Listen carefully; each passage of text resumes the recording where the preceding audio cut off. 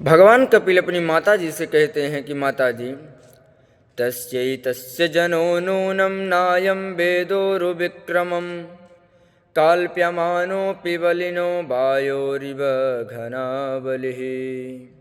माता जी, जिस प्रकार वायु के द्वारा उड़ाया जाने वाला मेघ समूह उसके बल को नहीं जानता, उसी प्रकार यह जीव भी बलवान काल की प्रेरणा से भिन्न भिन्न अवस्थाओं तथा योनियों में भ्रमण करता रहता है, किंतु उसके प्रबल पराक्रम को नहीं जानता। यम यमर्थमुपादत्ते दुःखेन सुखहेतवे तम तम धुनोति भगवान पुमंछोचति यत्कुले। जीव सुख की अभिलाषा से जिस जिस वस्तु को बड़े कष्ट से प्राप्त करता है, उसी उसी को भगवान काल विनष्ट कर देता है, जिसके लिए उसे बड़ा शोक होता है, बड़ा दुख होता है। यद ध्रुवस्य देहस्य सानुबंधस्य दुर्मतिः ध्रुवाणि मन्यते मोहाद् गृहक्षेत्र वसूनि च।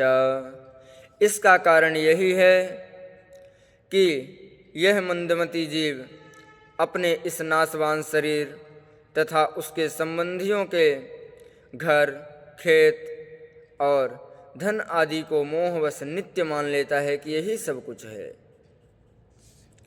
जंतुर्वैभव एतस्मिन् यां यां योनिमनुव्रजेत् तस्यां तस्यां स लभते निर्वृत्तिं न विरज्यते।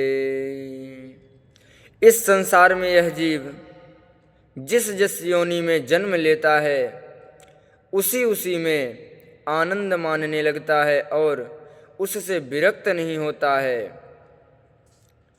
नरकस्थोऽपि देहं वै नापुंस्तक्तुमिच्छति नारक्यां निर्वतौ सत्यां देवमाया विमोहितः।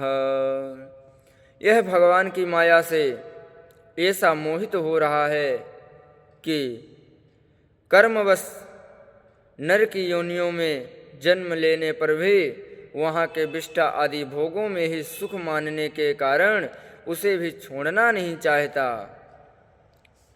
आत्मजाया सुतागारा पशुद्राविण बंधुसु निरूढ़ मूल हृदया आत्मानं बहुमन्यते। यह मूर्ख अपने शरीर, स्त्री, पुत्र, घर, पशु, धन और बंधु बांधवों में अत्यंत आसक्त होकर उनके संबंध में नाना प्रकार के मनोरथ करता हुआ अपने को बड़ा भाग्यशाली समझने लगता है। इसके पालन पोषण की चिंता से इसके संपूर्ण अंग जलते रहते हैं, तथापि दुर्वासनाओं से दूषित हृदय होने के कारण यह मूढ़ निरंतर उन्हीं के लिए तरह तरह के पाप करता रहता है। केवल किसके लिए? घर के गृहस्थियों के लिए, कि हमारा गृहस्थ जीवन चले, और उसी के लिए दुनिया को लूट रहा है। तो घर के लोग तो बढ़िया ऐश कर रहे हैं, परंतु मरने के बाद यातना किसको भोगनी पड़ेगी?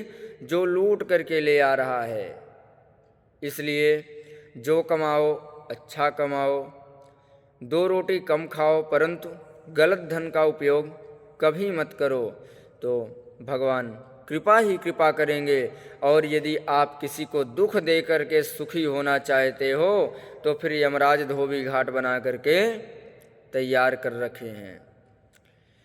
देखिए, धोबी घाट पर वही कपड़ा जाता है जो ज़्यादा मैला हो जाता है, और यदि इस कपड़े की सफाई यदि आपने अपने आप ही कर लिया प्रायश्चित की साबुन लगा करके, तो समझ लीजिए कि बड़े आनंद से साफ हो जाएगा और इस भावाटवी में भटकना भी नहीं पड़ेगा। और यदि आप साफ ना कर पाए, दाग में दाग इस शरीर पर लगाते गए, तो यमराज ने धोबी घाट बना करके तैयार कर दिया। अपने से करोगे तो प्यार से करोगे, परंतु महाराज धोबी घाट में यदि कोई भी कपड़ा जाएगा तो फिर उसकी धुलाई और धुनाई दोनों होती है। इसलिए यदि धुनाई से बचना है तो अपने आप ही अपने जीवन का कल्याण करो। भगवान नाम का आश्रय लेकर के अपने जीवन का उद्धार करो। अजामिल जैसा पापी, कन्नौज में रहने वाला अजामिल नाम का ब्राह्मण था और एक दिन वह एक वेश्या को शूद्र और वेश्या को रत देख लिया। और जब उसने रत देखा तो उसकी बुद्धि जो थी तो मलिन हो गई। उसी वेश्या के साथ चला गया। 10 संतानें हुईं। संतों के कहने से उसने छोटे पुत्र का नाम नारायण रखा। और जब मरते समय यमराज के 4 दूत आए तो डर के मारे अपने पुत्र नारायण को पुकारा। बातों बातों में छोटे पुत्र को ही बुलाता था तो मुख से नारायण निकल गया। और जैसे ही नारायण निकला तो भगवान के 4 पार्षद आ गए। जैसे ही 4 पार्षद आए तो यम के दूतों को मार पीट करके भगा दिए और विष्णु दूतों ने अजामिल को छुटकारा दे दिया। अजामिल ने दोनों के संवाद का अच्छे से श्रवण किया और अंत में वैराग्य हुआ तो अंत में परम गति को प्राप्त हो गया।